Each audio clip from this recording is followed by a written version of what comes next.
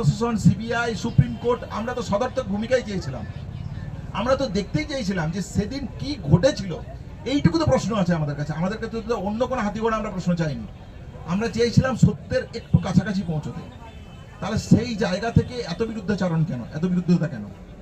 তাহলে অতি দ্রুততার সাথে 90, এখন তো আর দীর্ঘসূত্রিতা নিয়ে প্রশ্ন থাকার মনে হয় কোনো জায়গা নেই। চার্জশিট দিতে পারছে না, 90 দিন বেরিয়ে গেছে।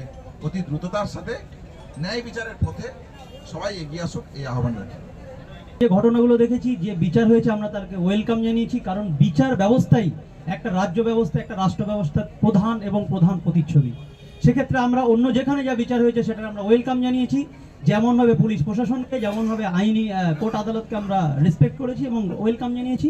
কিন্তু আমরা দেখতে পাচ্ছি আরজি করার মতো ঘটনায় অনেক অনেক অনেক ক্ষমতাশীল ব্যক্তিরা জড়িত আছে। আমাদের প্রশ্নটা ওখানেই যে ক্ষমতাশীল ব্যক্তিরা যদি জড়িত থাকে তাহলে কি বিচার ব্যবস্থা